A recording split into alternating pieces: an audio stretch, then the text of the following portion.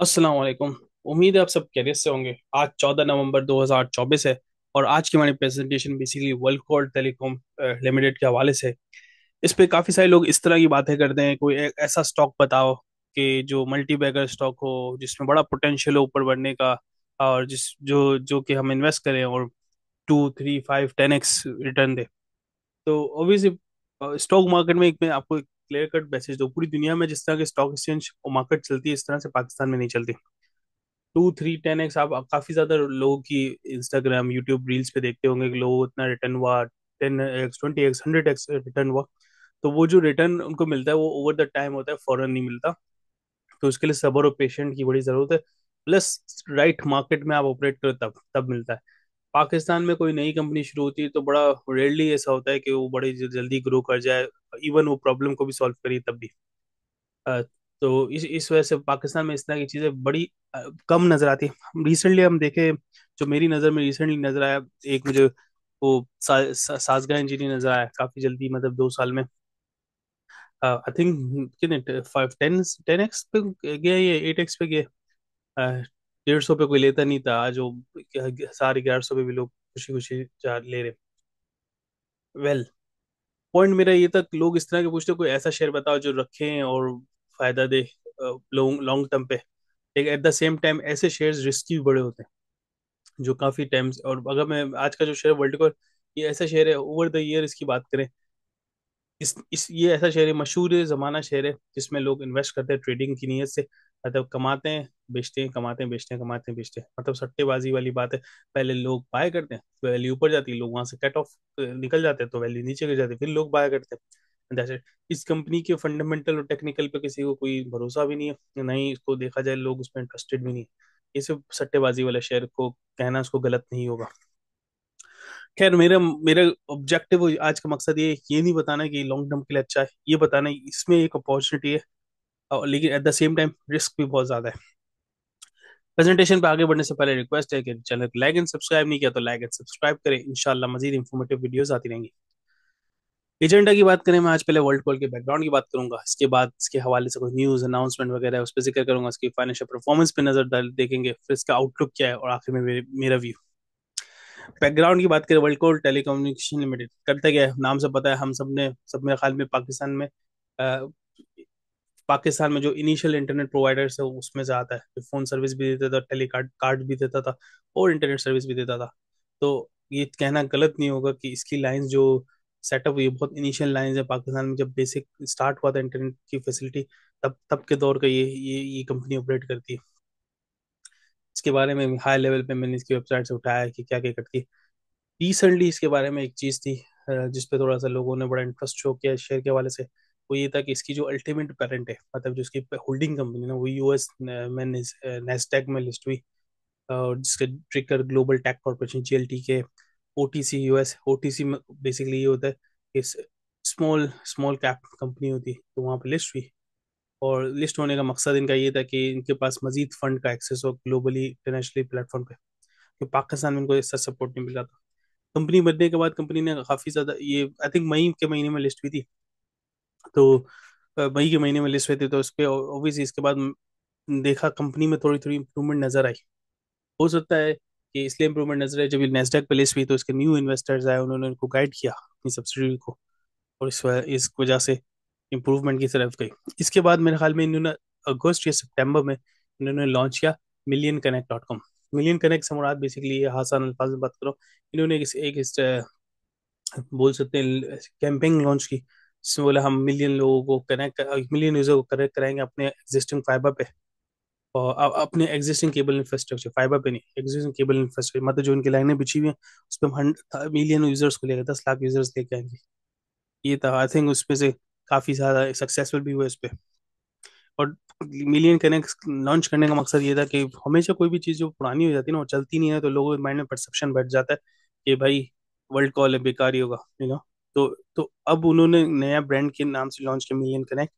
At the end, पीछे back and world call ये ताकि लोगों में सॉरी, ताकि लोगों में ऐसा लगे कि भाई नई चीज़ आई है तो उसमें इंटरेस्ट लें।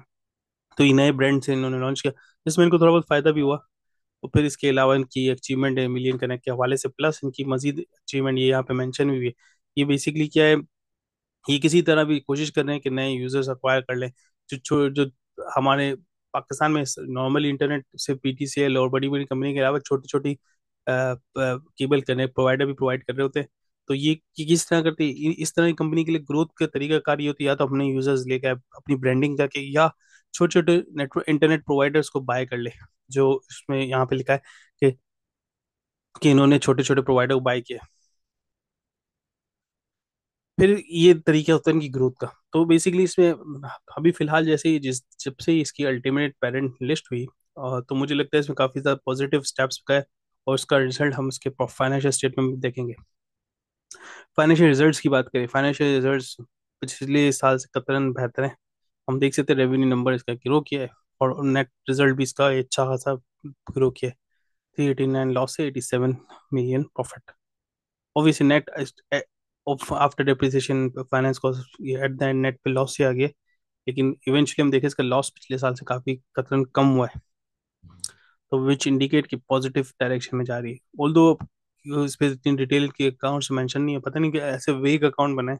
तो मुझे लगता है इनको काम करना चाहिए अपने अकाउंट्स पे। तो उस पर हम जज नहीं कर पा रहे कि भाई कहाँ कहाँ पे इन्होंने इम्प्रूव किया, कहाँ पे इम्प्रूव करना चाहिए। बाकी इनकी कॉर्पोरेट ब्रीफिंग सेशन पे मैं करता हूँ इनकी। बेसिकली मैंने पूरा इंक्लूड नहीं किया इनकी जो कॉर्पोरेट स्लाइड्स थी। तो मैं इसको, इनकी बेसिकली कॉर्पोरेट प्रेजेंटेशन थी, जो कॉर्पोरेट ब्रीफ प्रेजेंटेशन, जो बेसिकली हर कंपनी हर साल पब्लिश करती है और ये बताती है हमने इस साल क्या किया, अचीव किया, आने वाले साल में क्या प्लान है। तो इसकी प्रेजेंटेशन को मैं हाई लेवल पे थोड़ी थोड़ी बातें बताऊं जो जो मुझे लगता है बतानी चाहिए। इन्होंने दो तीन चीजें जो इनका सॉलिड और स्ट्रांग पॉइंट है ना, एक तो इनका इंफ्रास्ट्रक्चर वेल स्टैब्लिश और बैठा लगा हुआ है, इनको कोई नई इन्वेस्टमेंट की जरूरत नहीं अपने इंफ्रास्ट्रक्चर पे। इंफ्रास्ट्रक्चर से मुराद ये इनकी केबल लाइनें बिछी हुई हैं, तो इस पे काम करने की इनको जरूरत नहीं है। तो एक सॉलिड पॉइंट है।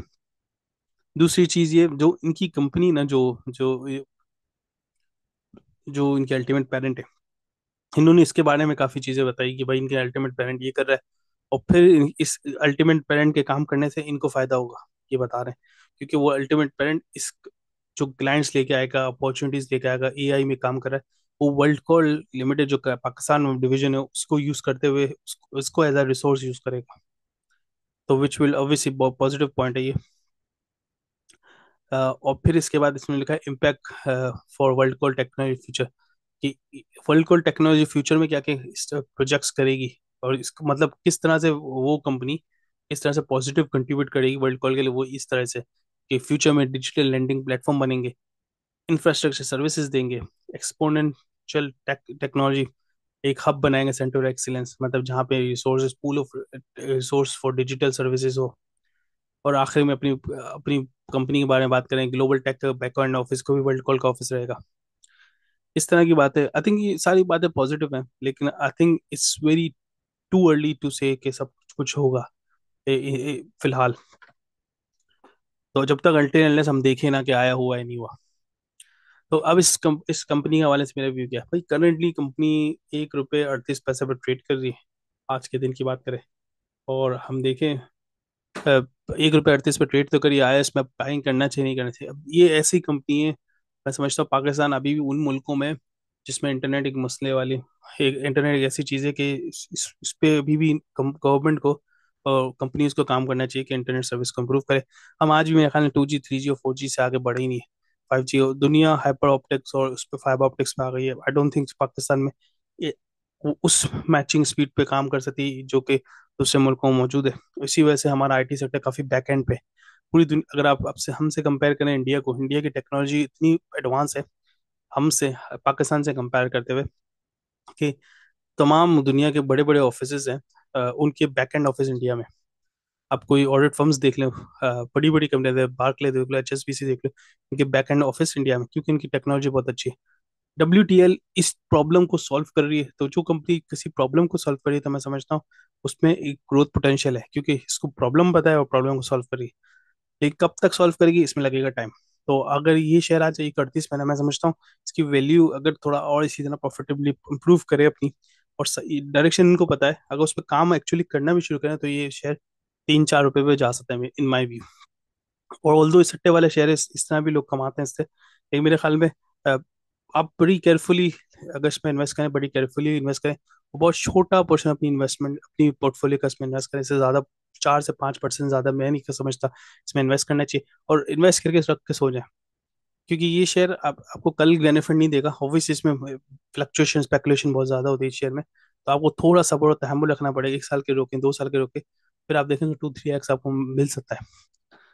वैसे जजाकल्ला, आई थिंक यही था मेरा व्यू। आप अपनी इन्वेस्टमेंट पूरी रिसर्च करने के बाद करें, और मेरा ये व्यू है। और ऑब्वियसली बहुत छोटा पोर्शन करें, हाईली रिवॉर्डिंग है but highly high risky investment, ये शेयर है भी है।